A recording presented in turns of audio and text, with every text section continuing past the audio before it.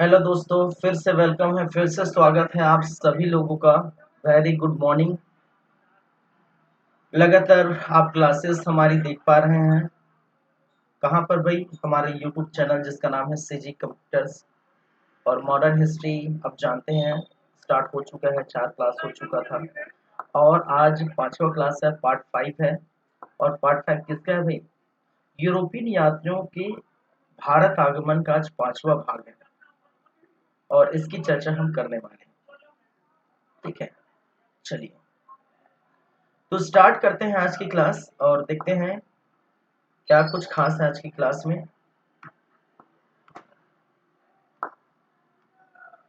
तो जैसे कि आप जानते हैं हम बात कर चुके हैं यूरोपियन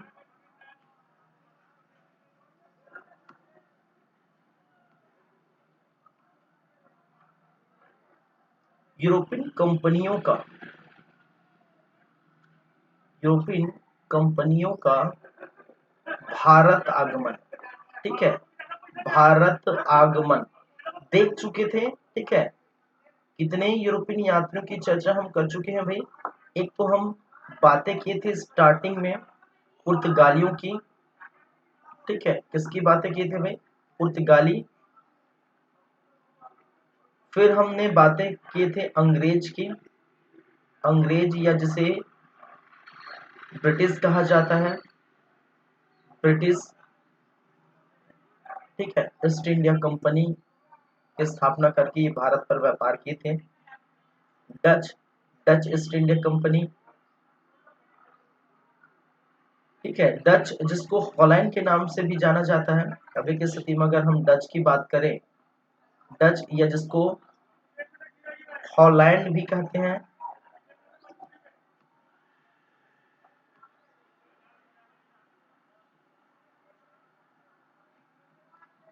या जिसको नीदरलैंड भी कहते हैं, नीदरलैंड। डेनिस की बात किए थे, डेनिस या डेनमार्क जिसको कहा गया है, डेनमार्क। स्वीडिश की बात किए थे, फिर फ्रांसीसी, फ्रांस या जिसको फ्रेंच कहा गया है या जिसको फ्रांसीसी कहा गया है। ठीक है, जो भी आपका मन हो नाम ले सकते हैं। फिर आपने स्वीडिश की बातें की थी, स्वीडिश। तो किस प्रकार से यूरोपियन यात्रियों का आगमन हुआ था आप देख पाए थे पिछले जो है 3-4 क्लास हमने लिए थे। उसमें से सबसे प्रथम जो है पुर्तगाली आए थे। ठीक है, और अंतिम समय में स्वीडिश आए थे। अंतिम में जहां पर 1731 में कौन आए थे भाई? स्वीडिश। और पुर्तगाली 1498 में वास्को डिगामा आ गए थे। और इस प्रकार से पूरी हम क्लासेस, पूरी 4 क्लासेस इन्हीं पर बेस्ड। ठीक है, चलिए आज की क्लास हम देखने वाले हैं। जैसा कि आप जानते हैं पिछले क्लास में हमने बात की थी फ्रेंच की। ठीक है, पिछले क्लास में हमने किसकी बात की थी? फ्रेंच की और अंग्रेजों की। जहां पर अंग्रेज और फ्रेंच अपनी प्रतिस्पर्धा को लेकर, भारत में व्यापार के प्रतिस्पर्धा को लेकर भिड़ जाते हैं, एक दूसरे पर क्या हो जाते हैं? भिड़ जाते हैं। ठीक है, जो एक संघर्ष का नाम लिया जाता है। और उस संघर्ष का क्या नाम है? दोनों के बीच एक संघर्ष होता है और संघर्ष का क्या नाम है भाई? उस संघर्ष का नाम है कर्नाटक युद्ध। कर्नाटक युद्ध। दोनों के मध्य क्या देखने को मिलता है? कर्नाटक युद्ध, या जिसको आंग्ल आंग्ल फ्रेंच या एंग्लो फ्रेंच वार भी कहते हैं। एंग्लो फ्रेंच वार या एंग्लो फ्रेंच युद्ध भी कहते हैं। ठीक है, उसकी हम चर्चा करने वाले हैं। तो बेसिकली जो बच गए हमारे क्लास में वो अंग्रेज और फ्रांस के बीच होने वाले इस युद्ध के बारे में, इस प्रतिस्पर्धा के बारे में। कर्नाटक युद्ध कितने हुए थे भाई साहब? इसकी हम चर्चा एक एक करके करेंगे। 3 कर्नाटक युद्ध हुए थे। कितने युद्ध हुए थे? 3 कर्नाटक युद्ध हुए थे। ठीक है, चलिए तो देखते हैं एक एक करके हम बातें करते हैं कर्नाटक युद्धों के बारे में।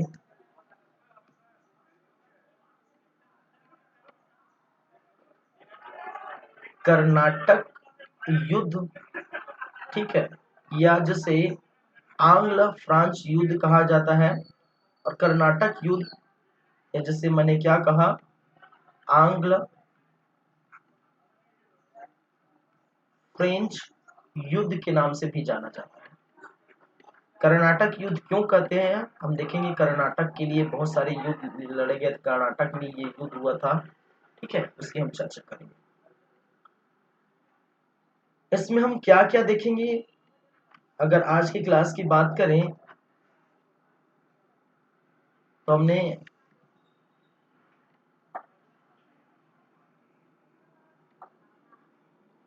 कर्नाटक युद्ध की बात करेंगे तो यहाँ पर 3 कर्नाटक युद्ध हुए थे, ठीक है। तो मैं लिख लेता हूं एक एक करके। प्रथम कर्नाटक युद्ध, प्रथम कर्नाटक युद्ध, ठीक है। द्वितीय कर्नाटक युद्ध, ठीक है, क्या है, द्वितीय कर्नाटक युद्ध भाई, कर्नाटक युद्ध। और तीसरा लिख देता हूं तृतीय कर्नाटक, ठीक है, तृतीय कर्नाटक युद्ध, ठीक है। प्रथम कर्नाटक युद्ध का जो टाइमलाइन है वो 1746 से लेकर 1748 तक ये देखने को मिलता है। और इस कर्नाटक युद्ध की अगर हम समाप्ति की बात करें, इस कर्नाटक युद्ध की समाप्ति की बात करें तो एक संधि से होता है, ठीक है। कर्नाटक युद्ध की समाप्ति की हम बात करें तो किससे होता है भाई, एक संधि से होता है, और उस संधि का नाम है एक्सला सापिल की संधि। क्या है, एक्सला सापिल की संधि, सापिल की संधि। और एक्सला सापिल की जो संधि है वो कब होती है, 1748 में देखने को मिलती है। क्या है ये एक्सला सापिल की संधि, इस पर ही हम भी बात करें, ठीक है। चलिए, अभी तो फिलहाल इंट्रोडक्शन दे रहे हैं कि कितने कर्नाटक युद्ध है, क्या है कर्नाटक युद्ध वगैरह हम। चलिए, द्वितीय कर्नाटक युद्ध का अगर टाइमलाइन देखिए तो 1749 के बाद जस्ट उसके दूसरे साल 1749 से लेकर 1754 तक आपको देखने को मिलता है, ठीक है। और इनकी जो समाप्ति की हम बात करें, इनकी समाप्ति की बात करेंगे, और इनकी समाप्ति एक संधि से होती है, इनमें से एक संधि से होती है, और उस संधि का जो नाम है वो है पांडिचेरी की संधि, पुदुचेरी, या जिसको पांडिचेरी की संधि कहा गया है। पांडिचेरी की संधि सन 1754 में आपको देखने को मिलती है। फिर तृतीय कर्नाटक युद्ध का समय क्या है भाई, 1756 से लेकर 1763। चलिए,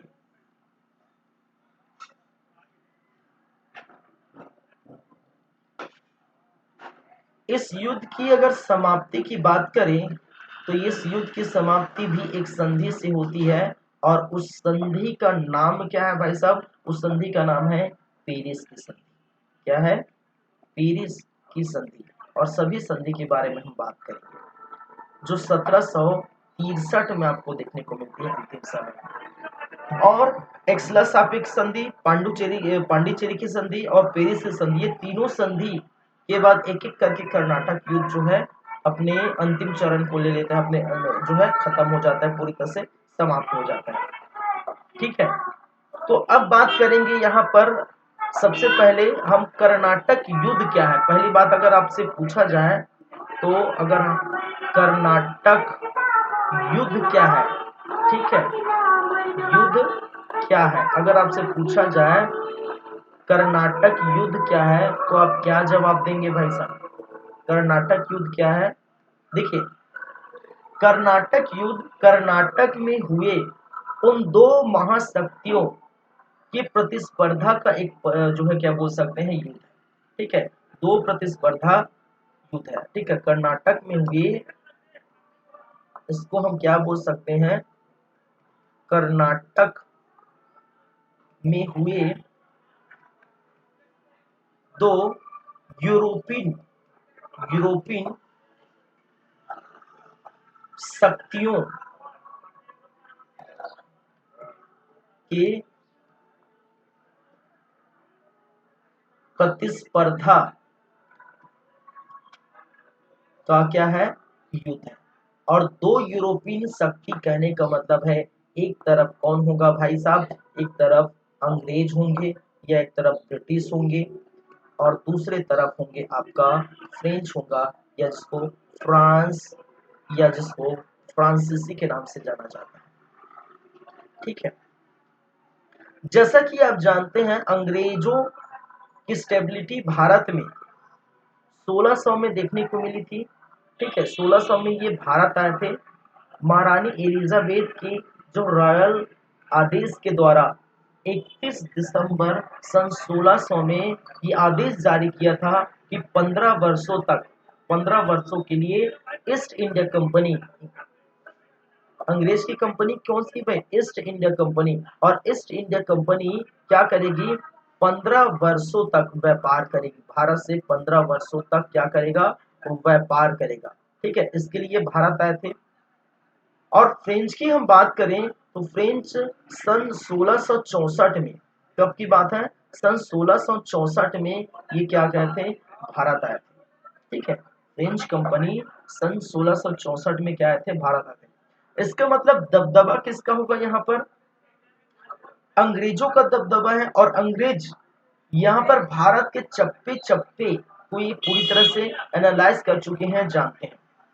आप स्टार्टिंग में देखेंगे कि फ्रेंच कंपनी और जो यूरोप जो है अंग्रेज कंपनी के बीच हुए इस युद्ध में स्टार्टिंग में फ्रेंच कंपनी की विजय होती जाती है, लेकिन जहां पर दो युद्धों में लगभग फ्रेंचों की विजय हुई थी। ठीक है, दो युद्धों में लगभग फ्रेंचों की विजय हुई थी, लेकिन जब अंतिम अंतिम दौर में आया देखने को मिलता है तो अंग्रेज पूरी तरह से इन पर हावी हो जाते हैं। अंग्रेज फ्रेंच को तीसरे युद्ध में कई बार 2 या 3 बार पराजित कर देते हैं और जिसकी वजह से फ्रेंच पूरी तरह से पस्त हो जाता है। ठीक है, और इनमें से एक शक्ति का नाम, इस फ्रेंच को ऊपर उठाने के लिए शक्ति जो कार्य कर रही थी उनमें से एक था इनका गवर्नर, और गवर्नर का नाम है डुप्ले। ठीक है, गवर्नर का नाम है डुप्ले। यहाँ पर बाद में अंतिम दौर पर तीसरे कर्नाटक युद्ध में एक जो है गवर्नर आता है रॉबर्ट क्लाइव। और रॉबर्ट क्लाइव की जो एंट्री होती है वो थर्ड, कब होती है भाई साहब, थर्ड कर्नाटक युद्ध में। कब होती है, थर्ड कर्नाटक युद्ध में। और इन दोनों के बीच व्यापारिक प्रतिस्पर्धा देखने को मिलता है। इन दोनों के बीच क्या देखने को मिलता है, व्यापारिक प्रतिस्पर्धा कि भाई साहब ये कुठी बना रहे हैं, ये फैक्ट्री बनाए तो हम भी उसी आसपास फैक्ट्री बनाएंगे। और आपको पता होगा अंग्रेजों की पहली फैक्ट्री सूरत में स्टार्ट की गई थी। ठीक है, पहली कोठी सूरत में स्टार्ट की गई थी 1600, कब की बात है, ठीक है, 1608 में अंग्रेजों ने पहली फैक्ट्री स्टार्ट की थी, लेकिन पहली फैक्ट्री नाकाम रही कहने का मतलब ये जो सूरत की फैक्ट्री है वो 1608 के बजाय बनकर तैयार हुई थी 1613 में। कहने का मतलब पहली फैक्ट्री उन्होंने मसूलीपट्टनम में तैयार की थी 1611 में। उसी प्रकार यहाँ पर सूरत में भी इन्होंने सूरत में पहली फैक्ट्री तैयार की, या मसूलीपट्टनम में भी जो है क्या है, पहली फैक्ट्री थी, इन्होंने दूसरी फैक्ट्री तैयार की। यहाँ पर पहली फैक्ट्री सूरत पर, मसूलीपट्टनम में दूसरी फैक्ट्री। यही के आसपास अगर देखे जाए तो फ्रांस का जो एरिया होता था वो क्या था, पांडिचेरी इसका हेडक्वार्टर था, इसका फ्रांसों का, जहां पर अंग्रेजों का हेडक्वार्टर था मद्रास। ठीक है, और मद्रास और पांडिचेरी उस समय किसके अंतर्गत आते थे, उस समय कर्नाटक के अंतर्गत आते थे। ठीक है, कर्नाटक की राजधानी थी अर्काट। ठीक है, कर्नाटक की राजधानी क्या थी भाई साहब, अर्काट, और पांडिचेरी और जो है मद्रास इसी के अंतर्गत आते हैं। कर्नाटक युद्ध, देखिए कर्नाटक युद्ध की अगर और बात करेंगे एक एक करके, खैर लेकिन ये बात बता देना चाहता हूं कर्नाटक युद्ध का जो बीज बोया गया था वो एक्चुअली पहले और तीसरे की अगर मैं बात करूं तो जो बीज बोया गया था कर्नाटक युद्ध का वो यूरोप में देखने को मिला। पृष्ठभूमि कहने का मतलब तैयार कहाँ हुई थी भाई साहब? यूरोप में। कहने का मतलब है यूरोप में दो बड़ी शक्तियां, ठीक है, यूरोप में उस समय अगर बोला जाए जो 16वीं 17वीं शताब्दी में दो बड़ी शक्तियां जिसका नाम था आपका अंग्रेज या ब्रिटिश, अंग्रेज या क्या है ब्रिटिश, दो बड़ी शक्तियां क्या है ब्रिटिश और दूसरा फ्रांस। जहां यूरोप में दो बड़ी शक्तियों के बीच मतभेद चल रहा है, समझेगा मेरी बातें, हम पूरी एक एक चीज देखेंगे। जहां पर यूरोप में दो जो है बड़ी शक्तियां अंग्रेज और फ्रांस दोनों के बीच यूरोप में मतभेद चल रहा है, उनका प्रभाव भारत में रहने वाले, भारत में आए जो व्यापार करने वाले अंग्रेज और फ्रांस के मध्य ये प्रतिस्पर्धा होती है, इनके बीच युद्ध होता है, ठीक है। हालांकि दूसरे कर्नाटक युद्ध का पृष्ठभूमि यहीं पर स्टार्ट होता है, भारत में स्टार्ट होता है, जहां पर आपको देखने को मिलेगा कि जो हैदराबाद है, हैदराबाद के नवाब को चुनने के लिए, ठीक है, हैदराबाद के नवाब के जो उम्मीदवारों की जो संघर्षता होती है, कर्नाटक के नवाब के लिए उम्मीदवारों की संघर्षता होती है भारत में। तो भारत जो नरेशों के बीच हुए संघर्ष में कूद पड़ते हैं, कौन? अंग्रेज और फ्रांस जो यहाँ पर व्यापार करने आए हैं, ठीक है। तो ये सारी बातें हैं जो आप देख सकते हैं। कर्नाटक युद्ध क्या है ये सब आप समझ चुके हैं।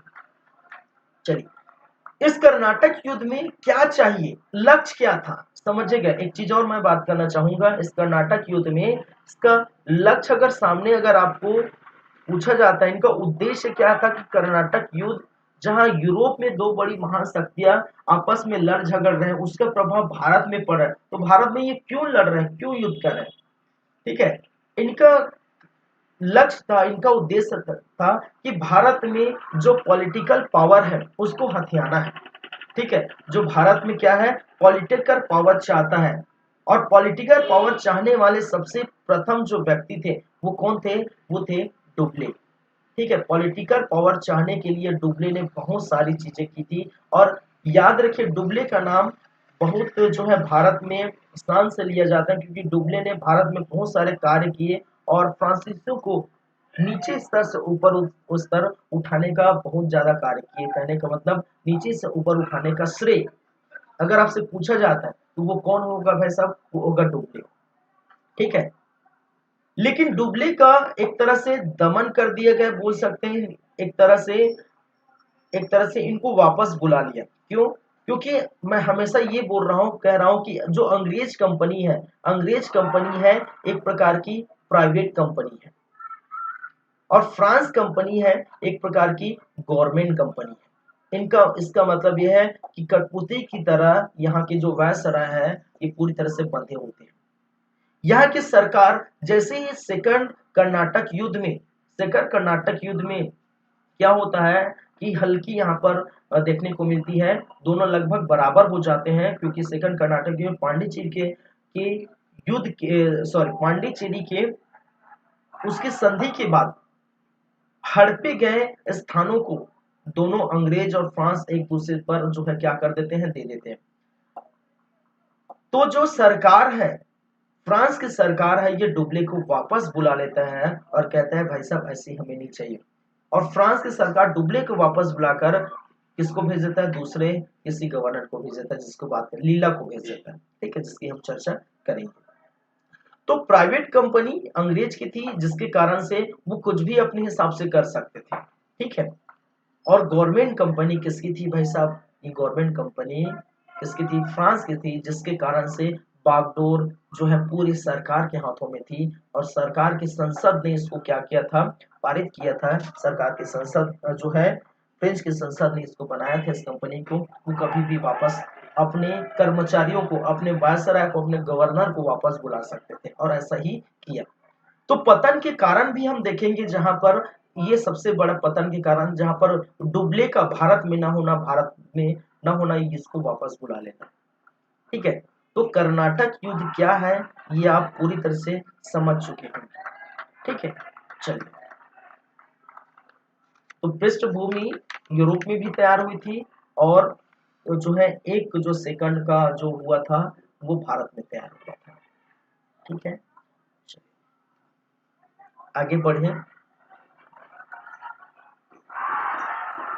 आगे बढ़ते हैं, बात करते हैं। अब हम बात करते हैं कर्नाटक युद्ध। तो कर्नाटक का अगर हम कर्नाटक का भौगोलिक स्थिति देखिए, भौगोलिक अगर एरिया देखें, भौगोलिक क्षेत्र देखिए, कर्नाटक का भौगोलिक क्षेत्र अगर देखें तो आपको क्या दिखाई देता है, आपको क्या लग रहा है कर्नाटक कहाँ पर है? कर्नाटक कहाँ पर है भारत में अगर बात करें तो कर्नाटक कहाँ पर है भाई? ठीक है, ये मैं छोटा सा एक मैप बना देता हूँ समझने के लिए। ये भारत है, बेसिकली हमें दक्षिण से मतलब है। ठीक है, इसलिए जो है इस प्रकार से मैप हमने बनाया समझने के लिए। ये भारत है। अगर आप सोच रहे होंगे, अगर आप सोच रहे होंगे कि ये कर्नाटक है, ये केरल है, ठीक है, इस तरफ महाराष्ट्र है, इस प्रकार से, ठीक है, इस तरफ महाराष्ट्र है, ऐसे सोच रहे होंगे तो देखिए इस समय की स्थिति ऐसी थी। किस समय की स्थिति? जो 17वीं 18वीं शताब्दी है, कर्नाटक का भौगोलिक क्षेत्र हम देख रहे हैं, कब की बात है? 17वीं 18वीं शताब्दी। 17वीं 18वीं शताब्दी में कर्नाटक के एरिया की अगर हम बात करें तो कर्नाटक की एरिया आपको कहाँ देखने को मिलती है? ये जो स्थान है ये क्या है भाई साहब? अब कर्नाटक है। अब आप कहेंगे ऐसा तो हो ही नहीं सकता। ठीक है, ये क्या है भाई साहब? ये है आपका कर्नाटक। और कर्नाटक की जो राजधानी थी, राजधानी कर्नाटक की राजधानी थी वो थी अर्काट। समझेगा, यहीं पर आपको देखने को मिलेगा, ये जो स्थान है यहीं पर आपको देखने को मिलेगा क्या है? मद्रास। और मद्रास के बारे में मैंने कहा था कि मद्रास जो है east India company, EIC, east India company का क्या था? हेडक्वार्टर था, मुख्यालय था। एच क्यू लिख दिया, इसका मतलब headquarter. East India company EIC, ठीक है, क्या है? ईआईसी, ईस्ट इंडिया कंपनी का हेडक्वार्टर था। ईआईसी का हेडक्वार्टर था कौन? मद्रास। यहीं पर हम देखेंगे तो ये जो स्थान है इसको हम कहते हैं पांडुचेरी। क्या है? पांडुचेरी। पांडुचेरी जो फ्रेंच का हेडक्वार्टर था। किसका हेडक्वार्टर था भाई? फ्रांस या फ्रेंच का हेडक्वार्टर था। फ्रेंच,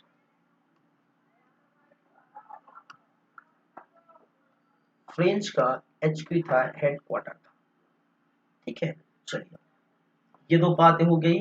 कर्नाटक की राजधानी अर्काट थी। ठीक है, ये दो बातें होगी। अब देखिए ये कर्नाटक की स्थिति ऐसे क्यों बनी? कर्नाटक की स्थिति ऐसी क्यों बनी?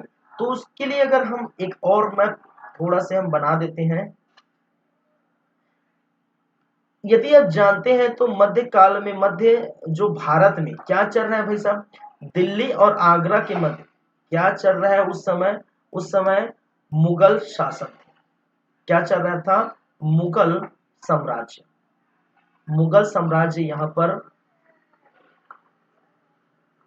थी, जानते हैं आप।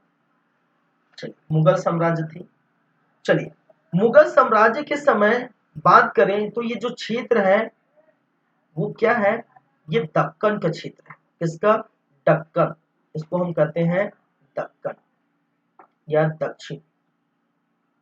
ये जो क्षेत्र है वो क्या है भाई? दक्कन। और नीचे थोड़ा से जाएंगे तो उस समय ये छोटा सा आप देख रहे हैं वो क्या है? वो कर्नाटक था। किस समय की बात कर रहा हूं? 17वीं 18वीं शताब्दी में ये क्षेत्र क्या है? कर्नाटक है। ये दक्कन का क्षेत्र है, ये कर्नाटक का क्षेत्र है। ठीक है, अगर मुगल साम्राज्य के समय दक्कन जो है, ठीक है, एक प्रांत बन के उभरा था। किसके समय? मुगल प्रशासन औरंगजेब के समय। मैं बात कर रहा हूं अंतिम शासक औरंगजेब। अंतिम शासक औरंगजेब के समय जो दक्कन है वो एक प्रकार का प्रांत था। और आप जानते हैं कि औरंगजेब के समय जो प्रांत थे, प्रांत को हमने क्या नाम लिया था भाई? सूबा। जो सूबेदार के रूप में यहाँ पर एक व्यक्ति को नॉमिनेट किया जाता था, प्रांत या सूबा। सूबा या प्रांत की जो संख्या थी वो 20 थी। और अंतिम समय में जब औरंगजेब मर ही जाते हैं लास्ट अंतिम समय में, तो ये 21 हो जाता है। स्टार्टिंग में औरंगजेब के समय सूबों की जो संख्या है 20 थी और अंतिम समय में 21 हो जाती है। इनमें से ये दक्कन जो है क्या था? ये प्रांत था और दक्षिण भारत का, दक्षिण की राजधानी था। ठीक है, दक्षिण भारत कहने का मतलब दक्षिण का राजधानी था। दक्षिण का राजधानी यही था। राजधानी कौन था भाई साहब? दक्षिण की राजधानी यही दक्कन। अब समझिएगा, जब औरंगजेब की मृत्यु हो जाती है, ठीक है, मुगल साम्राज्य में मुगल शासक का अंतिम शासक औरंगजेब, और औरंगजेब औरंगजेब की क्या हो जाती है? मृत्यु हो जाती है सन 1707। आपको पता है, ठीक है, अहमदनगर में औरंगजेब की मृत्यु हो जाती है सन 1707 में। और मृत्यु के बाद ऐसा कोई भी शासक नहीं आता जो मुगल साम्राज्य को एक, बोल सकते हैं, एक धागे में पिरो सके, पूरी तरह से एक साम्राज्य का अच्छे से विस्तार कर सके। इनके 4 पुत्र थे। इन चारों पुत्रों में युद्ध हो गए थे। हालांकि एक पुत्र जो कहने का मतलब अकबर सेकंड खैर विद्रोह कर देते, वो भग जाते, उनके बीच जो है उत्तराधिकारी का संघर्ष नहीं होता, हम देखेंगे। इसके बाद हम जो उत्तरवर्ती मुगल काल देखेंगे, ठीक है। आप जो है थोड़ा जो है धैर्य रखें, उसकी भी हम चर्चा करेंगे, चारों पुत्रों की चर्चा करेंगे, ठीक है। चलिए, तो औरंगजेब की मृत्यु के बाद जो मुगल साम्राज्य है वो पूरी तरह से बिखर जाता है। और जितने भी जो औरंगजेब ने जितने भी प्रांत बनाए रहते हैं, वो अपने आप को धीरे धीरे रिलीज करते जाते हैं, अपने आप को स्वतंत्र करते जाते हैं।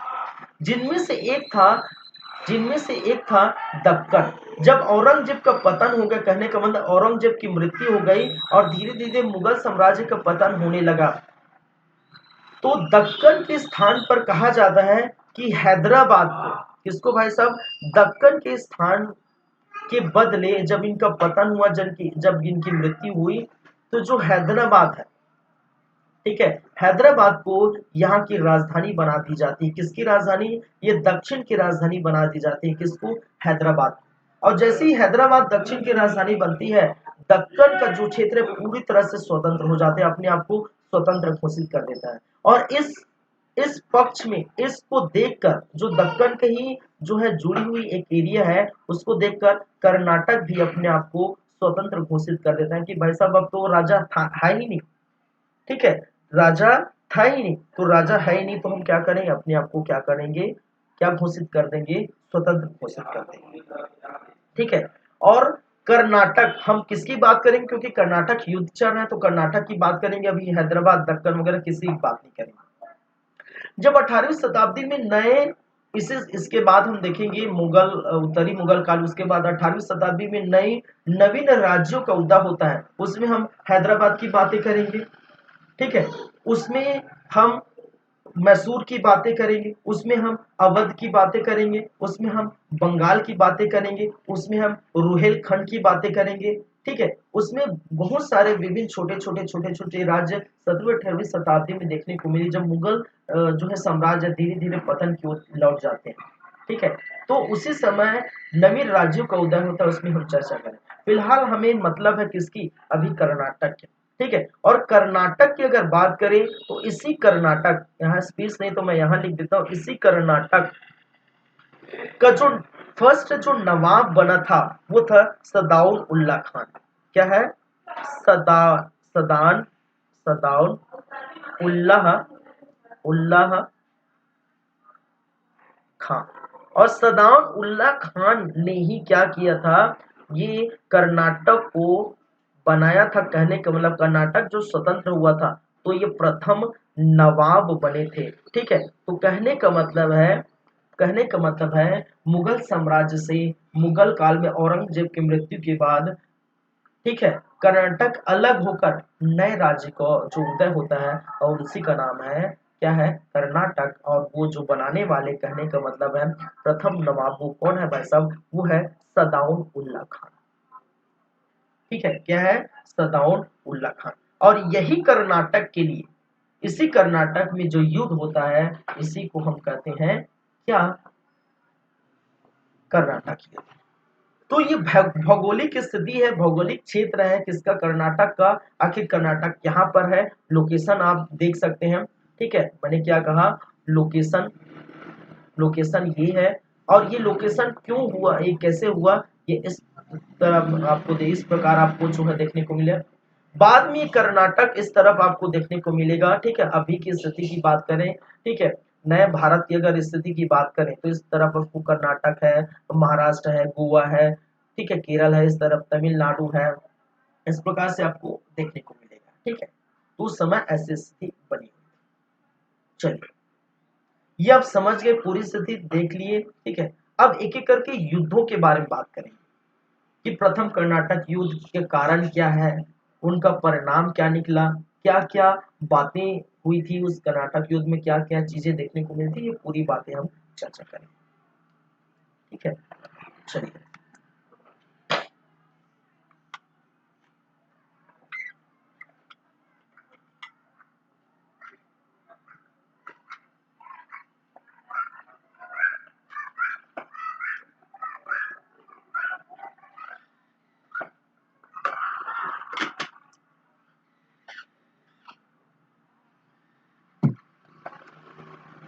ठीक है, आगे बढ़ते हैं भाई। अब इत्मीनान से आप, शांत दिमाग से एकदम अपना जो है बोल सकते हैं, पूरा जो भी कार्य वगैरह होगा वो छोड़ छाड़ के, मोबाइल वगैरह मिले होंगे कुछ कर रहे हैं, वो छोड़ छाड़ के पूरी तरह से ध्यान केंद्रित करके आप देखिए, क्योंकि आपको समझना बहुत जरूरी है। ठीक है, क्या है, समझना बहुत जरूरी। अगर आप इस चीज को और समझना चाहते हैं तो आप एक बार फिर से रिपीट कर सकते हैं मेरी जो है, ठीक है, मैं दोबारा नहीं बोलूंगा, फिर से आप रिपीट करके देख सकते हैं। ठीक है, चलिए, हम बात करेंगे किसकी, प्रथम कर्नाटक युद्ध, कर्नाटक युद्ध की। ठीक है, प्रथम कर्नाटक युद्ध की चर्चा करेंगे। और प्रथम कर्नाटक युद्ध, ठीक है, जो कि 1746 से लेकर स्टार्ट होता है 1748।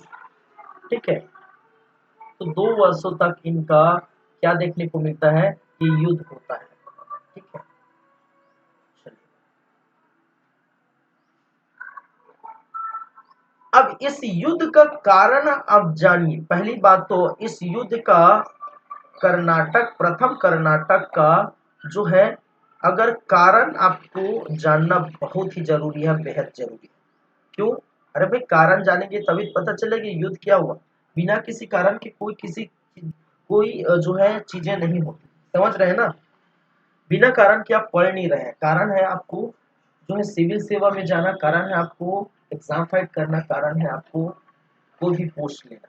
ठीक है, तो कोई भी क्रिया जो है होती है उसके कारण को लेकर। ठीक है, तो एक कारण क्या था भाई साहब, कारण था ऑस्ट्रेलिया के, ऑस्ट्रिया, ठीक है, ऑस्ट्रिया, यूरोप में ऑस्ट्रिया के,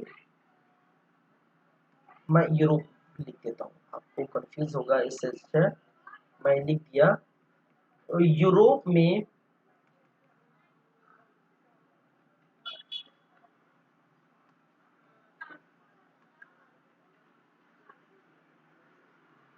ऑस्ट्रिया के उत्तराधिकारी, यूरोप में ऑस्ट्रिया के उत्तराधिकारी को लेकर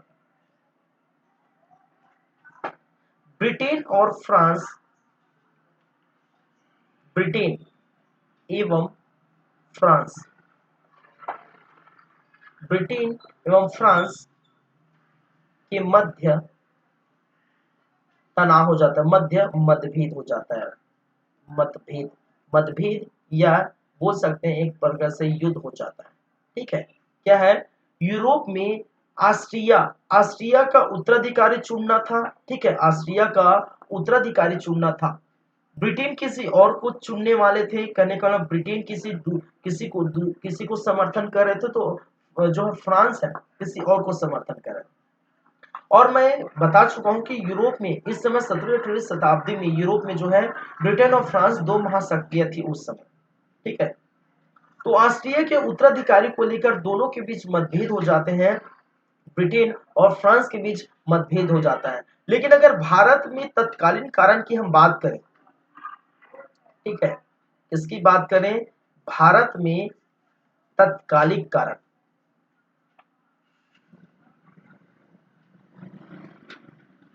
तत्कालिक कारण, भारत में अगर तत्कालिक कारण की चर्चा करें तो तत्कालिक कारण क्या है भाई सब भारत में? भारत में तत्कालिक कारण क्या है कि अंग्रेज, देखिए पहले समझिए मैंने क्या कहा, प्रथम कर्नाटक युद्ध जो 1746 से स्टार्ट होता है 1748 तक चलता है। यूरोप में ऑस्ट्रिया के जो उत्तराधिकारी के जो पद है उसको लेकर ब्रिटेन और फ्रांस के बीच, दोनों के बीच मतभेद हो गए थे। अब देखिए ये चीजें कहाँ चल रही है, ये चीजें यूरोप में जो चल रही है, यूरोप में दो महाशक्तियां हैं वहां चली, और भारत में यूरोपियन यात्री आए हैं, अपना व्यापार करने आए हैं, बोरिया बिस्तर लाए हैं, यहाँ पर फैक्ट्री जमाए हैं, ब्रिटेन और फ्रांस दोनों। अब जब वहां यूरोप में ब्रिटेन और फ्रांस के बीच मतभेद पैदा हो जाता है, वहां ब्रिटेन और फ्रांस के बीच युद्ध स्टार्ट हो जाता है, तो यहाँ पर कहां पर जो भारत में जो यूरोपियन यात्री हैं ब्रिटेन फ्रांस, वो दोनों यहाँ पर लड़ झगड़ रहे हैं। ठीक है, सोचिए यूरोप में कहानी गुजर रही है, उनका प्रभाव कहां पर पड़ रहा है? भारत में पड़ रहा है। ठीक है, तो जैसा नहीं होते कि अगर मान के चलिए कोई कोई राज्य में मान के चलिए बोल दिए थे ना महाराष्ट्र में कि बिहारी लोगों को भगा दिया जा रहा है ऐसा वगैरह। ठीक है, तो वहां जो स्थिति पैदा होती है, फिर बिहार में अगर कोई ऐसा कोई महाराष्ट्रीयन है वहां पर भी पैदा हो जाता है। एक बात की बात बोल रहा हूँ। ठीक है, तो मतलब ऐसी स्थिति यहाँ पर देखने को मिलती है जहाँ यूरोप में जो चीज हो रहा है उसका प्रभाव भारत में पड़ रहा है। और भारत में क्या था तत्कालिक कारण? भारत में तत्कालीन कारण था एक अंग्रेज अधिकारी थे। क्या थे? अंग्रेज अधिकारी, अंग्रेज अधिकारी जिसका नाम था कैप्टन बार्नी। क्या था भाई साहब? कैप्टन बार्नेट, अंग्रेज अधिकारी कैप्टन बार्नेट। ये कैप्टन बार्नेट जो अंग्रेज अधिकारी, इन्होंने क्या किया था, इन्होंने फ्रांसीसी की, ठीक है, फ्रांसीसी की, फ्रांसीसी की या फ्रेंच के दो जहाजों को, दो जहाजों को क्या किया? कब्जे में कर लिया, कब्जे में कर लिया। देखिए इनके पास ऐसा नहीं कि जो अंग्रेज के पास जहाज नहीं है, अरे भाई अगर व्यापार कर रहे हैं, बंदरगाह है, ठीक है, जल से आए हैं, ठीक है, तो व्यापार, इनके पास तो जहाज होंगे, तो ये क्यों जहाज को चुरा है?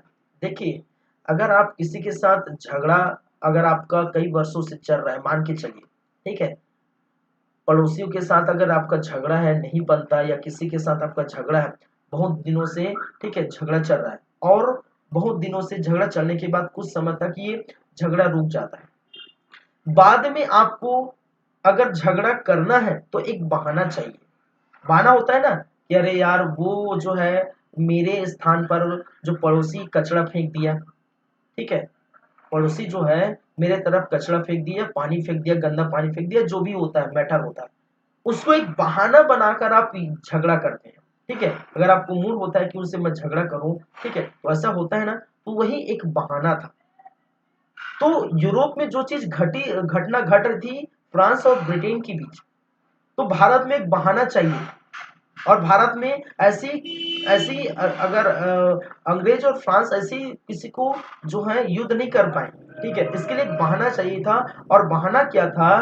कि उनके जहाजों को कब्जा कर लो, ठीक है, अगर आपकी जमीन को, जायदाद को, किसी वस्तु को अगर कोई चुरा लेता है, कब्जा कर लेता है, तो एक मुद्दा बन जाता है ना कि भाई ये झगड़ा का मुद्दा बन जाता है। तो उसी प्रकार एक मुद्दा बन गया है कि फ्रांसीसियों की 2 जहाजों को कैप्टन बार्नेट जो अंग्रेज अधिकारी है वो क्या कर लिए थे, कब्जा कर लिए थे, जिसके कारण से अब देखिए माहौल गर्मा जाएगा।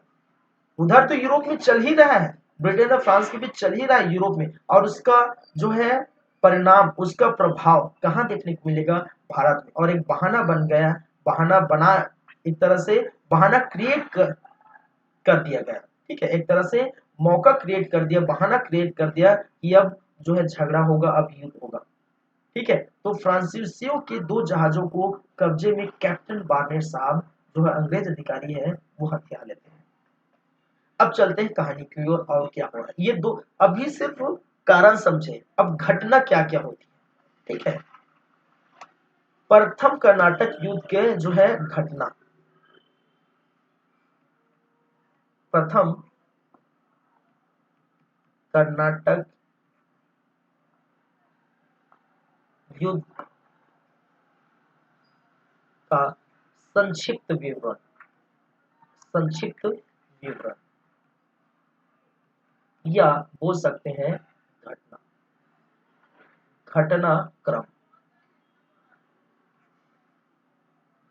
प्रथम कर्नाटक युद्ध जो 1746 में स्टार्ट हुआ, ठीक है, और ये कब के समय 2 जहाजों को कर लेते हैं, 1746 में 2 जहाजों को क्या कर लेते हैं, कब्जे में कर लेते हैं।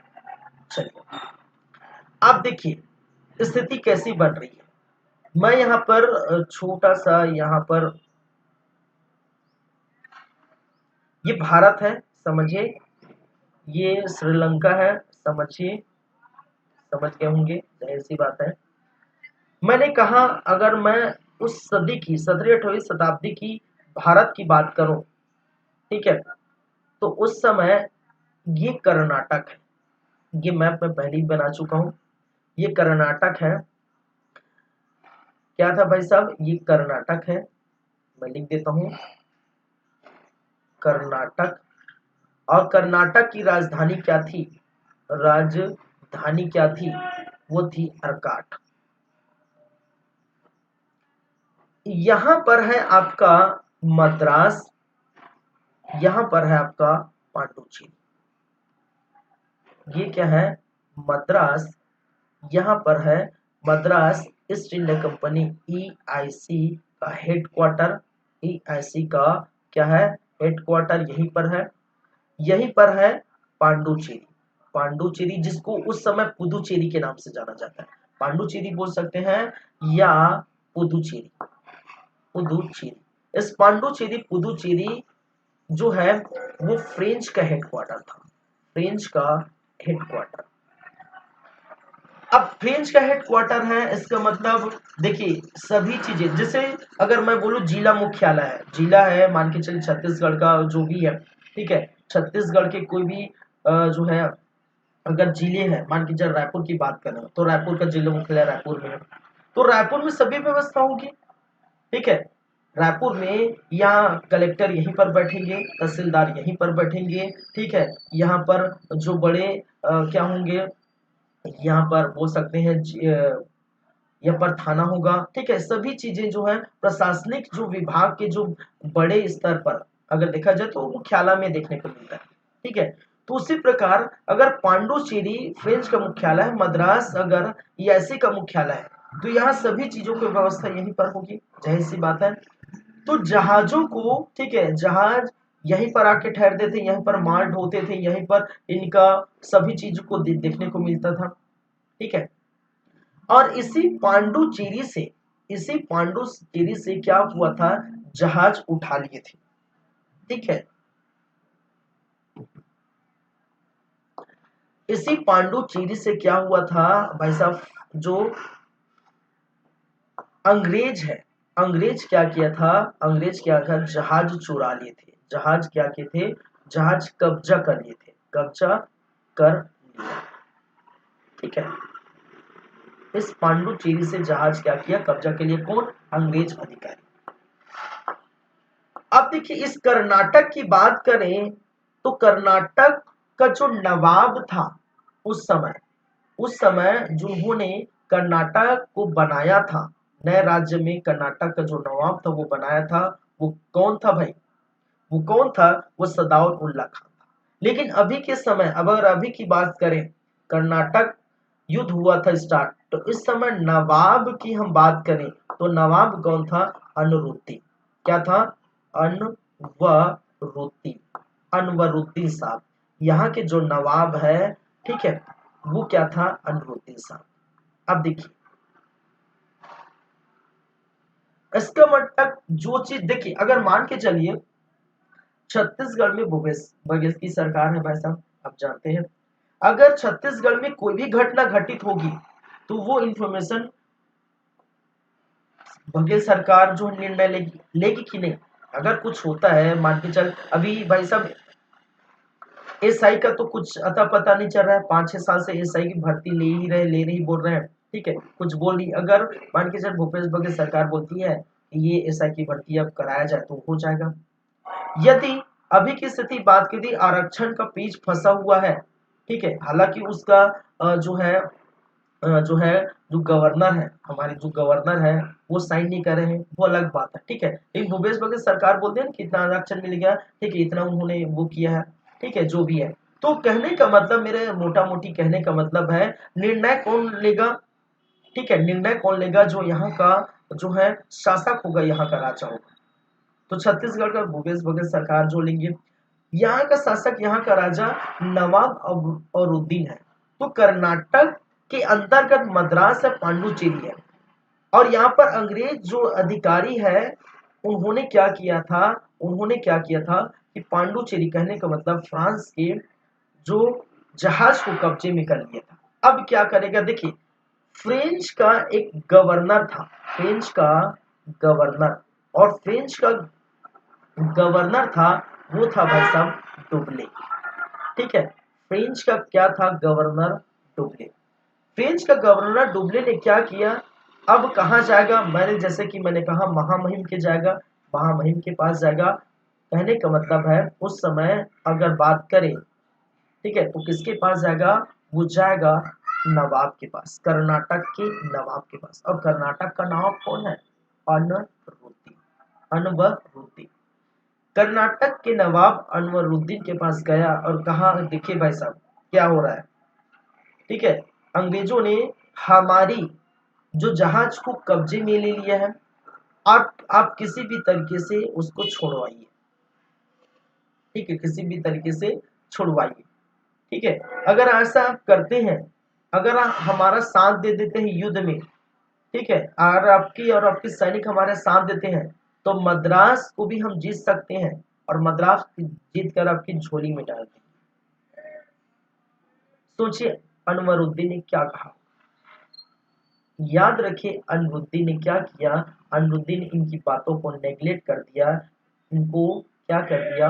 मना कर दिया, मना कर दिया, ठीक है, कि भाई साहब ऐसा मैं नहीं कर सकता, मुझे शासन चलाना है, आप अपने जो मैटर अपने संभालिए। तुम तो यूरोप में जो घटना घटित हो रही है उनका भारत में चीजें क्रिएट कर रहे हो, माहौल पैदा कर रहे हो। भारत में शांति से जी नहीं आए हो, भाई साहब जियो ना। भारत में माहौल क्यों खराब कर रहे हैं? ये लड़ाई जब यूरोप में हो रही, तो दुनिया भर का जो है लड़ाई जो है, ठीक है, यूरोप में हम दोनों के बीच चल रहा है, फ्रांस और ब्रिटेन के बीच चल रहा है, तो आप यहाँ आके क्यों लड़ मर रहे हैं? शांति से आपको अगर व्यापार करने की बोला जाए तो व्यापार करिए, आप क्यों फालतू की चीजों में ढीले हो? ठीक है, ये आप समझिए, आप जानिए, आप ही निपटिए, ठीक है, मैं कुछ नहीं कर सकता। अनवरुद्दीन ने पूरी तरह से खारिज कर दी इनकी बातों को, पूरी से उसने क्या कर दिया? मना कर दिया। चलिए 2 मिनट कंप्लीट कीजिए, फिर कंटिन्यू करते हैं, ठीक है।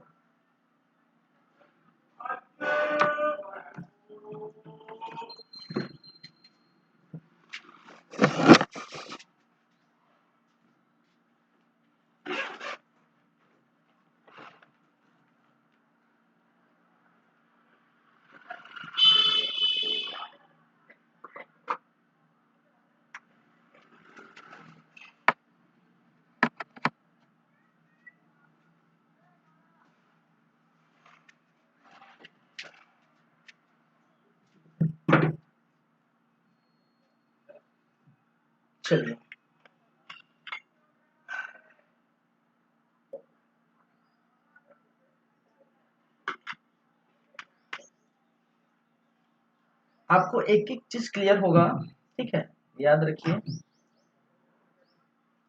एग्जाम में कहीं से भी क्वेश्चन आए इस, ठीक है, आधुनिक इतिहास में ऐसा पढ़ाऊंगा कि आपको जो है बोल सकता हूँ नींद में आपको भी याद आ जाएगा, ठीक है, नींद में रहेंगे तो भी आपको याद आ जाएगा। चलिए, मैंने क्या कहा, नवाब अनवरुद्दीन ने मना कर दिया, पूरी तरह से खारिज कर दिया। अब डुबले के पास ऑप्शन क्या बचा है? डुबले के पास ऑप्शन क्या बचा है? ऑप्शन कुछ नहीं बचा है। ऑप्शन एक और ऑप्शन बचा है भाई साहब, देखिए। अब देखिए यहां पर क्या होगा, इस तरफ आप जानते हैं, अगर हम बात करें, अफ्रीकी जो है इधर है, ठीक है, इस तरफ यूरोप था, ठीक है, इस तरफ जो आपका उत्तरी अमेरिका था, इस तरफ दक्षिणी अमेरिका था, ठीक है, इधर अफ्रीका था, इस तरफ ऑस्ट्रेलिया है। तो इस प्रकार से आप जानते हैं, जाहिर सी बात है जानते होंगे, ठीक है, वर्ल्ड का मैप आप पढ़ सकते हैं।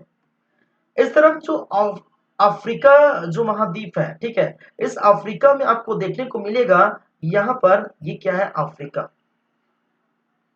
और इस अफ्रीका के अंदर एक जगह है जिसको कहा जाता है मॉरिशस। मॉरिशस, समझिएगा, अफ्रीका के अंदर एक सिटी, एक जगह जिसको कहा जाता है मॉरिशस। मॉरिशस की गवर्नर की बात करें तो मॉरिशस में याद रखिए फ्रेंच गवर्नर है, फ्रेंच गवर्नर,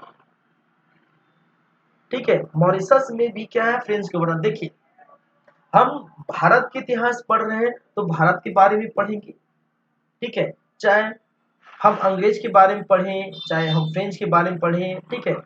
यूरोपियन यात्री आए थे, इसका मतलब ये नहीं कि सिर्फ भारत में व्यापार करें, पूर्वी देशों में व्यापार किए थे, ठीक है, इंडोनेशिया से व्यापार किए थे, चाइना से व्यापार किए थे, म्यांमार से किए थे, तो इस स्थान से जो मॉरिशस से व्यापार किए थे, तो अलग अलग जो है देशों से ये व्यापार किए थे। तो भारत के बारे में इसलिए क्योंकि भारत में रहते हैं, भारत से ही क्वेश्चन आता है, ठीक है। तो जो मॉरिशस में भी फ्रेंच गवर्नर था, और फ्रेंच गवर्नर जिसका नाम था ला बॉडे, क्या था, ला बुडाने, नाम याद रखिए, ला बुडाने। और इसी ला बुडाने को क्या किया गया था, इसी ला बुडाने से, इसी ला बुडाने से क्या किया, किसने, डुबले ने क्या मांगा, मदद मांगी। किससे मांगी, हेल्प मांगा। क्या मांगा, हेल्प मांगा, मदद मांगा। किसके लिए, किसके लिए मदद मांगी, कि भाई साहब ऐसा ऐसा हो रहा है, ठीक है, आप भी उसी ब्रांच से जुड़े हैं, आप भी किसकी बात, आप भी जो है जो है फ्रांस के गवर्नर, आप भी हैं, मैं भी हूँ, ठीक है, मैं यहाँ पर गवर्नर हूँ, आप जो है मॉरिशस में गवर्नर हैं, दोनों भाई बंधु हैं, अब हमारा हेल्प तो बनता है, आप करिए, ठीक है। लाभ उड़ाने ने हामी भर दिया, हाँ भाई साहब आप हमारे मित्र हैं, अगर रात को 12 बजे भी कॉल करेंगे ना, तो भी मैं आप जो है घोड़ा गाड़ी जो भी है दौड़ते दौड़ते आ जाऊंगा, हामी भर दी, ठीक है। अब इन्होंने हामी भर दी, समझिएगा इन्होंने क्या किया, हाँ मैं आऊंगा, जो भी हेल्प करना है मैं आपको करूंगा। फ्रेंच गवर्नर लाभ उड़ाने ने क्या किया कि घेर लिया पूरी तरह से मद्रास को, ठीक है, लाभ उड़ाने ने क्या किया, मद्रास को पूरी तरह से घेर लिया। अब देखो अंग्रेजों मैं क्या करता हूँ, लाभ उड़ाने पूरी तरह से मद्रास को घेर लिया, ठीक है, और मद्रास को एक प्रकार से जीत ही लिया, जीत के अपने कब्जे में कर लिया। लाभ उड़ाने पूरी तरह से राजे की तरफ बैठ के दिखता रहा। अब क्या करोगे तुम लोग, लाभ उड़ाने से कहा गया, अरे सर छोड़ तो दीजिए, मद्रास हमारा, अंग्रेजों ने कहा मद्रास हमारा हेडक्वार्टर है, सर छोड़ तो दीजिए, क्यों कर रहे हैं, हो रहा है भारत में और मॉरिशस से आपका। देखिए कहा जाता है कि मॉरिशस से इन्होंने आकर लगभग 3000 सैनिकों से, 3000 सैनिकों से सैनिक लेके आए थे भाई साहब, और ये घेर लिया, ठीक है। घेरने के बाद इन्होंने क्या किया कि ठीक है मैं आपकी बात मानता हूं, मैं आपकी बात मानता हूं, बस आप ऐसा करिए, ठीक है, आप ऐसा करिए, मुझे क्या करिए, ठीक है, 40,000, 40,000 हो गया ना, 40,000, 40,000 पाउंड देकर आप मद्रास को छुड़ा लीजिए, अगर आप मुझे 40,000 पाउंड देते हैं, ठीक है, 40,000 पाउंड देते हैं, तो मद्रास को मैं रिहा कर दूंगा और रिहा करके छोड़ दूंगा, आपको पूरी तरह से क्या कर दूंगा, बख्श दूंगा, ठीक है, मद्रास को छोड़ दूंगा। यासी ने क्या किया होगा? अरे यासी के पास बहुत पैसा है भाई, प्राइवेट कंपनी है, ठीक है, बहुत पैसा है। 40,000 उसके मुंह में मार दिया, ठीक है, लाभ उड़ाने के, लाभ उड़ाने बस पोटली में बांधा और लाभ उड़ाने क्या किया, वो वापस चला गया मॉरिशस पास। लेकिन डुबले क्या देखता रहेगा? लाभ उड़ाने की इस संधि से, किस संधि से कि 40,000 पाउंड देकर मद्रास को छुड़ाने की जो संधि से ये लाभ उड़ा, जो डुबले था वो नाराज था। डुबले क्या था भाई, पूरी तरह से नाराज था। वो नहीं चाहता था कि वो क्या करे, वो मद्रास को ऐसे रिहा होने दे, क्योंकि उनके जो है जहाज को कब्जे में किए थे, तो मद्रास को भी कब्जे में करेंगे, इन्होंने नहीं। ये वापस जब चला गया तो उसके दूसरे, जस्ट कहा जाता है दूसरे तीसरे दिन, ठीक है, दूसरे तीसरे दिन डुबले ने क्या किया, डुबले ने अपने सैनिक लेकर मद्रास को कब्जा कर लिया। समझे, पूरी बातें समझे, मद्रास को क्या किया, कब्जा में कर लिया। किसने? डुबले ने। अब बताओ बेटा क्या करोगे तुम, ठीक है, मैंने तो मद्रास को कब्जा कर लिया, अब क्या करोगे तुम लोग? कुछ नहीं करोगे, ठीक है, क्या करोगे तुम लोग? कुछ नहीं कर पाओगे, ठीक है। अब इयासी क्या करेगा? अब मद्रास किसके कब्जे में है, ठीक है, इयासी क्या करेगा? इयासी जाएगा फिर किसके पास? नवाब अनवरुद्दीन के पास जाएगा, किसके लिए? हेल्प के लिए, ठीक है। पहले कौन गया था? पहले डुबले गया था, अब इयासी जाएगा, ठीक है। एक एक करके नवाब के पास जा रहे हैं।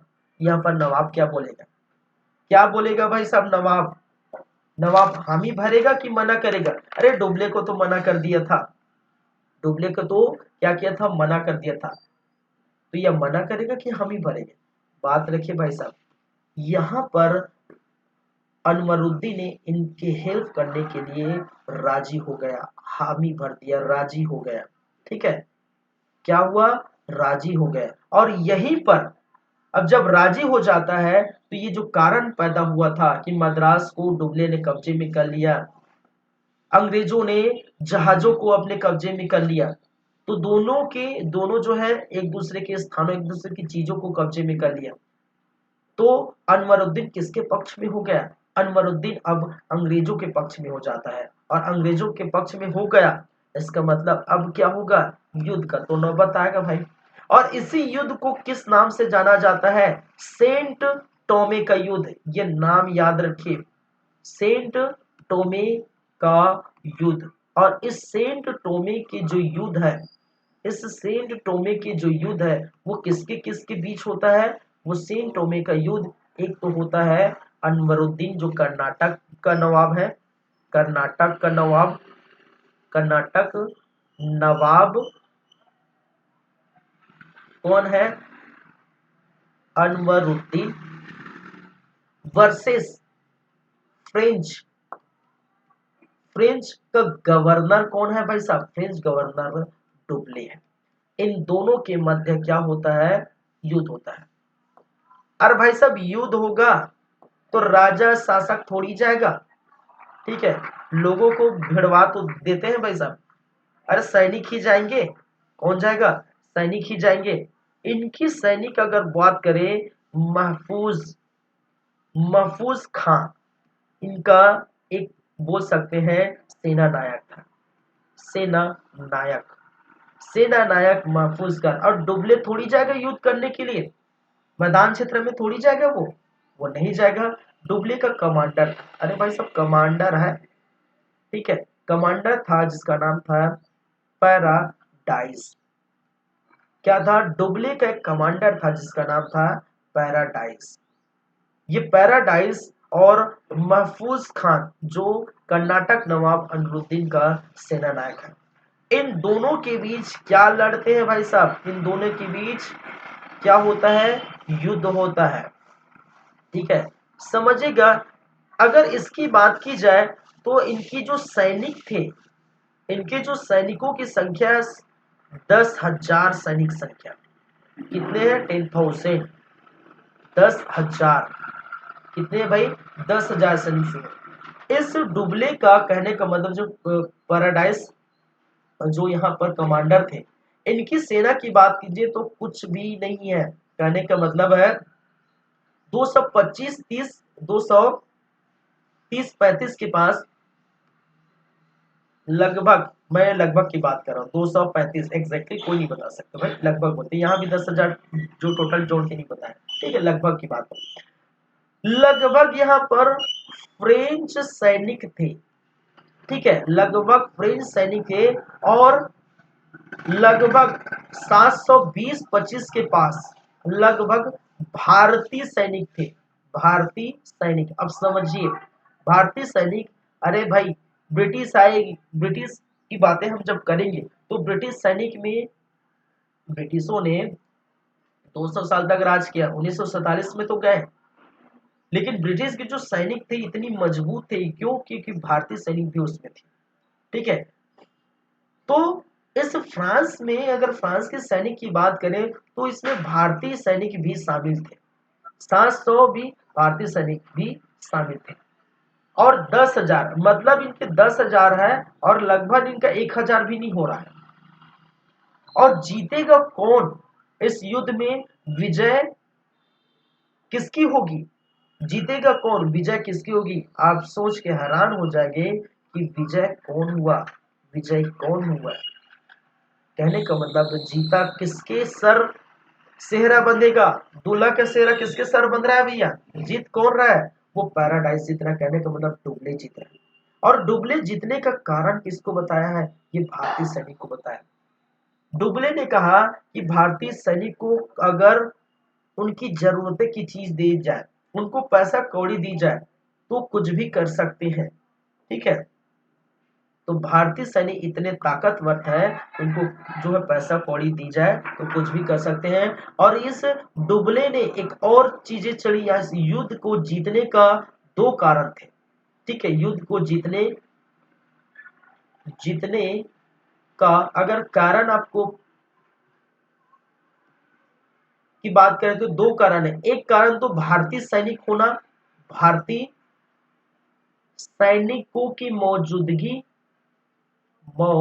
जो भी है, भारतीय सैनिक को मौजूदगी, और दूसरा तोप खाने का प्रयोग, भाई साहब तोप खाने का प्रयोग, तोप खाने का प्रयोग बहुत अच्छे से किया था इन्होंने, ठीक है, सबको उड़ा डाले थे, ठीक है। तो 10,000 सैनिक कुछ काम नहीं आए हैं। अनवरदुल सर पीटता रहा, भाई साहब मुझे क्या हो गया, 10,000 सैनिक तुम कुछ नहीं कर सके, खाते पीते बस पड़े रहते हो, ठीक है, करते वरते कुछ नहीं, सर पीटता रह गया। और ये कौन हो गया है, अनवरुद्दीन पराजित हो गया। इसका मतलब क्या है, अनवरुद्दीन किसके पक्ष में था, ईआईसी के पक्ष में था, ठीक है, किसके पक्ष में था, ईआईसी के पक्ष में था, ठीक है। और इस प्रकार से जीत किसकी होती है, जीत किसकी होती है भाई साहब, ये फ्रेंच कंपनी की, कहने का मतलब डुबले की, कहने का मतलब पैराडाइज की। और इसी का नाम दिया जाता है जो है सेंट टोमे का युद्ध, जो 1748 में ही होता है। अब युद्ध तो समाप्त हो गया, क्या फर्स्ट कर्नाटक युद्ध समाप्त हो गया, जिस कर्नाटक युद्ध की हम बात कर रहे हैं, क्या फर्स्ट कर्नाटक युद्ध समाप्त हो गया, नहीं हुआ है। याद रखिए, फर्स्ट कर्नाटक युद्ध समाप्त नहीं हुआ है। समाप्त कब होगा हम बात करेंगे भी, प्रथम कर्नाटक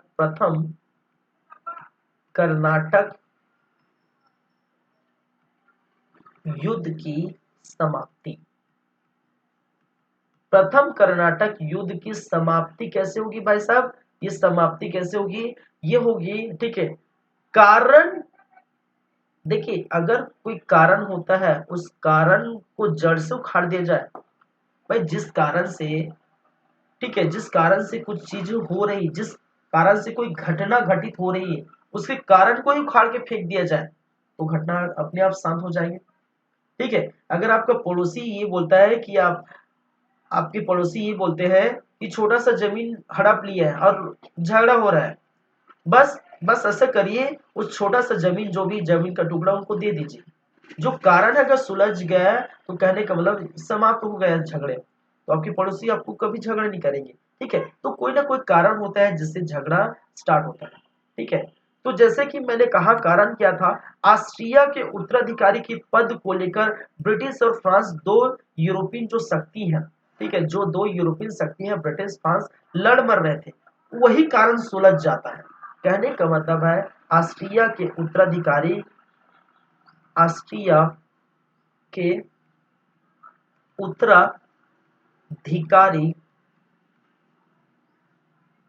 के पद, उत्तराधिकारी के पद सुलझ गया, सुलझ गया। और जब ऑस्ट्रिया के उत्तराधिकारी के पद अगर सुलझ गया, इसका मतलब क्या है, इसका मतलब जो कारण था, जो जड़ था, वो समाप्त हो गए। ठीक है, जो जड़ था, वो कारण था, समाप्त हो गए। तो झगड़ा किसके लिए होगा? अरे कोई कारण ही नहीं बचा तो झगड़ा किसके लिए होगा? कुछ नहीं होगा। ठीक है, चलिए। और इसी कारण से ऑस्ट्रिया में, इसी कारण से ऑस्ट्रिया में सॉरी इसी कारण से यूरोप में एक संधि होती है, यूरोप में एक संधि होती है, और उस संधि का नाम है एक्स एक्स ला सापिल की संधि, एक्स ला सापिल की संधि। और एक्सला सापिल की संधि सन 1748 में आपको देखने को मिलती है। ठीक है, ये उटपुटांग नाम इसलिए क्योंकि यूरोप में हो रहा है। आपको इसके बाद पांडिचेरी की संधि देखने को मिलेगी सेकंड में, क्योंकि पांडिचेरी भारत में है। आपको पेरिस की संधि देखने को मिलेगी, पेरिस की संधि, क्योंकि पेरिस कहां पर? यूरोप में। ठीक है, तो ब्रिटेन और फ्रांस के मध्य ये जो संधि किसके किसके बीच हुई थी भाई? किसके किसके बीच हुई थी संधि? संधि किसके किसके बीच हुई थी? ब्रिटेन ब्रिटेन ब्रिटेन लिख दिया मैं तो, चलो ठीक है, ब्रिटेन एवं फ्रांस के बीच, ब्रिटेन एवं फ्रांस के बीच क्या हुआ था? जो संधि हुई थी कहां पर? यूरोप में। ठीक है, ये सभी चीज जो जड़ यूरोप में था, तो यूरोप में ही खत्म करना है। जब यूरोप में ये संधि हो गया, दोनों जो है, जो दो बड़ी शक्ति वो पूरी तरह से शांत हो गए, तो भारत में क्या होगा? भारत में भी होगा। एक्सला की संधि है क्या चीज? ये तो दोनों संधि हो गए दोनों के बीच, लेकिन है क्या चीज? संधि का मतलब देखिए, संधि और समझौता का मतलब क्या होता है कि कुछ चीजें आप मेरा रखे हो, मैं आपका रखा हूं, या कुछ चीजें आपके पास है तो मैं आपको दे दूं, या मुझे आपको दे दी, या मेरी कहना मान ले लीजिए आप, और मैं आपका कहना मान लूं। संधि का मतलब ये, संधि मतलब समझौता। ठीक है, और समझौता अगर हो तो इसका मतलब ये सुलझ जाएगा। तो समझौता किस बात का होगा? एक तरफ मैंने क्या कहा, एक तरफ क्या है? ब्रिटेन है, ब्रिटेन है, दूसरे तरफ क्या है भाई साहब? दूसरे तरफ फ्रांस है, और फ्रांस और ब्रिटेन के बीच ये युद्ध हो रहा है। किसके बीच? फ्रांस और ब्रिटेन के बीच ये झगड़ा हो रहा है, युद्ध हो रहा है। ब्रिटेन ने क्या किया है, ब्रिटेन ने क्या किया कि फ्रांस को, कहां पर, कहां की बात कर रहा हूं मैं? यूरोप की बात कर रहा हूं। ये चीजें किसकी बात कर रहा हूं मैं? यूरोप, यूरोप में, यूरोप में क्या हो रहा है? यूरोप की बात कर रहा हूं। यूरोप में क्या हो रहा है? फ्रांस को, फ्रांस को एक शहर लौटा दिया, फ्रांस को उनकी शहर,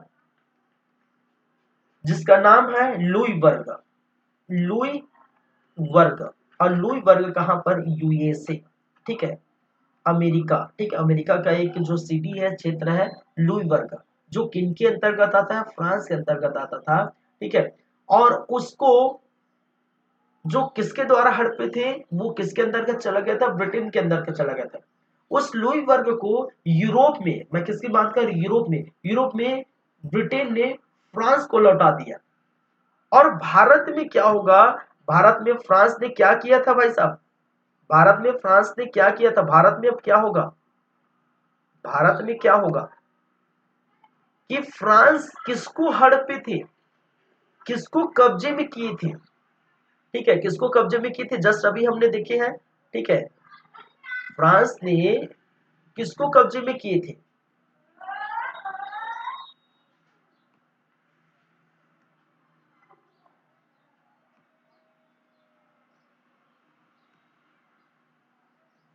जो है मद्रास को कब्जे में किए थे। मैं दिखाना चाह रहा हूँ लेकिन नहीं, कहाँ है पता नहीं चल रहा है। ये देखिए, हाँ यही है। ये फ्रांस को कब्जा में किया था, ठीक है। फ्रांस को जो डुब्ले ने कब्जे में किया था। क्यों? जब मॉरिशस का गवर्नर ला बुडा ने 3000 सैनिकों के साथ मद्रास को घेर कर जो है छीन लेते हैं और बाद में 40,000 पाउंड लेकर वापस चले जाते हैं मद्रास को ईआईसी को देकर, ईस्ट इंडिया कंपनी को देकर। तब डुब्ले नाराज होता है इस बात को, इसी कारण ये कब्जे में कर लेता है, ठीक है। और इसी कारण से ये झगड़ा होता है, लड़ाई झगड़ा इसी कारण होता है। तो भारत में क्या होगा? भारत में ब्रिटेन को मद्रास सौंप दिया जाता है फ्रांस द्वारा, ठीक है। फ्रांस द्वारा ब्रिटेन को मद्रास मद्रास सौंप दिया गया, ठीक है। इसका मतलब जो जड़ था वो खत्म हो गया, ऑस्ट्रिया के उत्तराधिकारी की पद भी सुलझ गया, ठीक है। और जैसे सुलझा, यूरोप में एक्सला-सापिल की संधि। और एक्सला-सापिल की संधि क्या है? एक्सला-सापिल की संधि ब्रिटेन और फ्रांस के बीच हुई थी, ठीक है। और ब्रिटेन और फ्रांस के बीच हुई थी यूरोप में, जहां पर ब्रिटेन ने फ्रांस को उसकी शहर लुईबर्ग जो यूएसए के क्षेत्र में पड़ता है उसको लौटा दिया। तो भारत में फ्रांस ने क्या किया? फ्रांस ने ब्रिटेन को उनका जो मद्रास उनको लौटा दिया और इस प्रकार से लड़ाई झगड़े से दूर हो गए, ठीक है। चलिए, और इस प्रकार से आपका कर्नाटक का युद्ध, प्रथम कर्नाटक की युद्ध, इस प्रकार से आपकी क्या हो जाती है? समाप्ति हो जाती है। क्या हो जाती है भाई? प्रथम कर्नाटक युद्ध क्या हो जाता है? समाप्त हो जाता है, ठीक है। जैसे कि मैंने लिखा था, प्रथम कर्नाटक युद्ध किस प्रकार से समाप्त होता है? एक्सला-सापिल की संधि के द्वारा, ठीक है। तो ये सारी चीजें आपको ये समझ में आ गई। मुझे लगता है कि कोई भी अगर डाउट ना हो, अगर डाउट होगा तो आप और जो है कमेंट कर सकते हैं मुझे, ठीक है। किसी प्रकार का डाउट होगा तो चलिए, ये तो पहला खत्म हो गया। दूसरे नंबर पर हम बातें करेंगे, लेकिन इतनी सारी बातें करनी है तो दिमाग तो ऐसे ही जो है क्या हो जाएगा भाई साहब? ज्यादा पढ़ने से क्या होता है? दिमाग फट जाएगा क्या? अरे नहीं भाई, थोड़ा आराम चाहिए। तो थोड़ा आराम चाहिए, आप भी आराम करिए, ठीक है। नेक्स्ट क्लास में हम बात करेंगे, क्योंकि आज इसी क्लास में यहीं तक रखते हैं। नेक्स्ट क्लास में हम बात करेंगे दूसरे नंबर के कर्नाटक युद्ध की, ठीक है। दूसरे नंबर के कर्नाटक युद्ध की हम चर्चा करेंगे। दूसरे और तीसरे हो सकता है, अगर तीसरा हो जाएगा तो तीसरे भी खत्म कर देंगे, ठीक है। तो दूसरे और तीसरे नंबर के कर्नाटक युद्ध को हम कहने का मतलब आने वाले जो क्लास में हम खत्म करेंगे। चलिए, ठीक है। तो चलिए फिर आप लोगों से विदा लेते हैं और आज की क्लास यहीं पर रखते हैं। तब तक आप अपना ख्याल रखिए, अपने परिवार का ख्याल रखिए, अच्छे से खाइए पिए, सेहत बनाइए और पढ़िए जरूर, ठीक है। तब तक के लिए सबका खैर, गुड बाय, थैंक यू।